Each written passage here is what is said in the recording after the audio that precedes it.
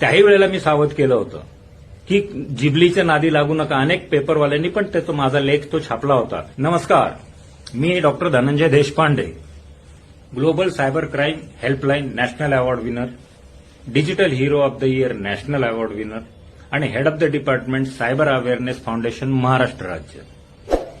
पूर्वी एकदा फेसबुकवरती जिबली नावाने एक ॲपचं ट्रेंडिंग चालू झालं होतं की तुम्ही तुमचा फोटो पाठवा आणि त्याचं कार्टूनमध्ये रूपांतर करून एन्जॉय करा.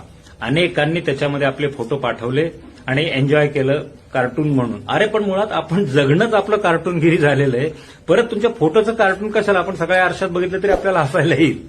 त्याही वेळेला मी सावध केलं होतं की जिबलीच्या नादी लागू नका. अनेक पेपरवाल्यांनी पण तो माझा लेख तो छापला होता की जिबलीच्या नादी लागू नका. पण जे अनेक लोक त्याच्यामध्ये कौतुकाने, उत्साहाने, उत्सुकतेने गेले आणि त्यांचे काय होतं की असे ॲप तुम्ही वापरत असताना ते तुमच्या विविध परमिशन मागतं आणि तुम्हाला ते द्याव्या लागतात. या केसमध्ये तुम्हाला तुमची गॅलरी द्यावी लागते, ऍक्सेस तुमचा, म्हणजे थोडक्यात तुमच्या अकाउंटचा सुद्धा ऍक्सेस त्याच्यात तो मागितला जातो. आता इमॅजिन करा, त्या ज्यांनी कोणी ॲप बनवलंय त्यांना तुमच्यामध्ये इंटरेस्टही नसेल, पण तुम्ही आणि ते ह्यांच्यामध्ये जर तो डाटा लीक झाला तर केवढ्यात पडलं.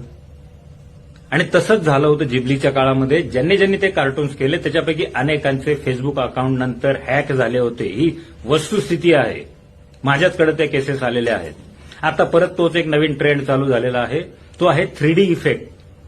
पुतळ्यासारखा तुमचा फोटो पाठवला की तो 3D इफेक्टमध्ये पुतळ्यासारखा तुम्हाला करून मिळतो. आणि तुम्ही अनेक शिकलेले, टेक्नोसॅव्ही, सुशिक्षित लोक ह्या नादात परत अडकतायत की तुमचा फोटो पाठवतायत आणि तुम्ही मागवता, 3D इफेक्टमध्ये तुम्हाला मिळतो, आनंदाने शेअर करतायत. याच्यामध्ये जिबलीसारखाच धोका आहे. कारण तुमचे सगळ्या ऍक्सेस त्यांनी मागितलेले असतात, त्याच्याशिवाय तुमचा फोटो ते 3D मध्ये करून होतच नाही. तुमची गॅलरी जाते त्यांच्या ताब्यात, तुमचं अकाउंट जातं त्यांच्या ताब्यात, ईमेल आयडी जातोय त्यांच्या ताब्यात, काही ठिकाणी मागितलं असेल परमिशन तर.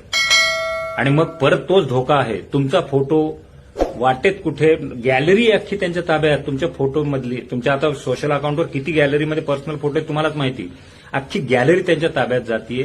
आणि तिथून जर तुमचा फोटो लीक झाला आणि भामट्याच्या हाती जर पडला तर त्याचं फोटो मॉर्फिंग करून तुम्हालाच इमोशनल ब्लॅकमेल करून लाखो रुपयाला गंडवलं जाऊ शकतं. मागेही घडलेलं आहे, आता पण घडू शकतं. नुकताच हा 1-2 दिवस झाला ट्रेंड सुरू झालाय, म्हणून मी जागा करतोय. कृपया ह्या नादी लागू नका. तुम्ही तर सावध व्हाच. तुमच्या मित्रांना हा व्हिडिओ पाठवून सावध करा. त्याच्यापेक्षा चित्र आभासी जगातनं घेण्यापेक्षा जवळच्या एखाद्या शिल्पकाराला गाठा, त्याला छोटी मिनिएचर करून घ्या, त्यालाही 2 पैसे मिळतील, तुम्हालाही आनंद मिळेल. मेहरबानी करा. अशा आभासी कुठल्याही ट्रेंडिंगमध्ये अडकू नका. सुरक्षित रहा, सावध रहा.